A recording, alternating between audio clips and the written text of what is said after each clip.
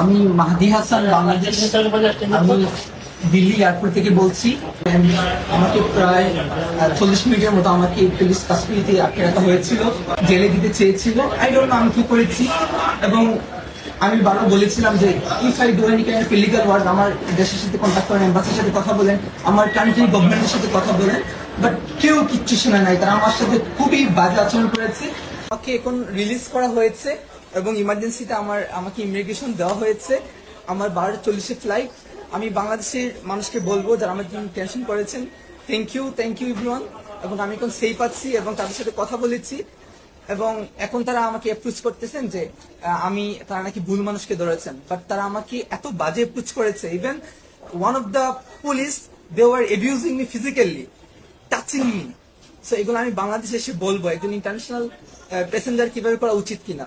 So thank you, I am safe now. এবং তারা আমাকে যে অ্যাপ্রোচ করেছিল যে আমি এসআই সন্তোষকে কিল করেছি, এজন্য আমার মোবাইলকে even as I international passenger তারা কি আমার প্রাইভেসি চেক করতে পারে?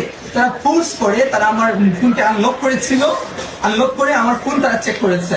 And I will take action after coming to my country. আমি মাহদি হাসান, বাংলাদেশ। আমি দিল্লি এয়ারপোর্ট থেকে বলছি।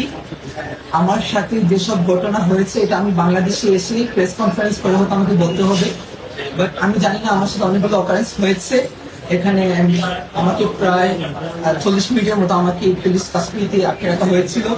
আমাকে খুবই বাজে আমার সাথে অ্যাপ্রোচ করা হয়েছে এবং তারা আমাকে জেলে দিতে চেয়েছিল। আই ডোন্ট নো আমি কি করেছি।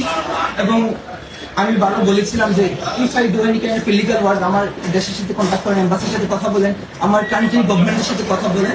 বাট কেউ কিচ্ছু শোনে নাই, তারা আমার সাথে খুবই বাজে আচরণ করেছে। আমার 12:40 ফ্লাইট। আমি জানি ধরতে পারবো কিনা। এখন সাডেনলি আমাকে এখন রিলিজ করা হয়েছে এবং ইমার্জেন্সিতে আমাকে ইমিগ্রেশন দেওয়া হয়েছে। আমার 12:40 ফ্লাইট।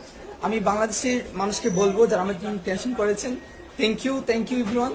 এবং আমি এখন সেফ আছি এবং তাদের সাথে কথা বলেছি। এবং এখন তারা আমাকে অ্যাপ্রোচ করতেছেন যে তারা নাকি ভুল মানুষকে ধরেছেন, বাট তারা আমাকে এত বাজে অ্যাপ্রোচ করেছে। Even one of the police, they were abusing me physically, touching me. So এগুলো আমি বাংলাদেশে এসে বলবো একজন ইন্টারন্যাশনাল প্যাসেঞ্জার কিভাবে করা উচিত কিনা। So thank you, I am safe now. এবং তারা আমাকে যে অ্যাপ্রোচ করেছিল যে আমি এসআই সন্তোষকে কিল করেছি, এজন্য আমার মোবাইলকে even as I international passenger তারা কি আমার প্রাইভেসি চেক করতে পারে? তারা ফোর্স করে তারা আমার ফোনকে আনলক করেছিল, আনলক করে আমার ফোন তারা চেক করেছে। And I will take action after coming to my country, ইনশাআল্লাহ। এটা আমি দিল্লি এয়ারপোর্টে আছি, তারা ইমার্জেন্সি হচ্ছে, আমি জানি না কি হয়েছে। হয়তো আমার দেশ আমাকে সহযোগিতা করেছে, আমাকে তারা ইমিগ্রেশন করেছে এবং বলেছে আমার জন্য ফ্লাইট ওয়েট করছে। তো আমি গেলে পর তারা কি করবে। তো থ্যাংক ইউ বাংলাদেশ। এবং আমার এডমিনদেরকে বলবো প্লিজ এটা কি ডাউনলোড করে যেন আমরা রাখি, কারণ আমি জানি না আমার সাথে কি হতে চলেছে। আমার 12:40 ফ্লাইট। আল্লাহ হাফেজ। বাংলাদেশে দেখা হবে ঢাকা।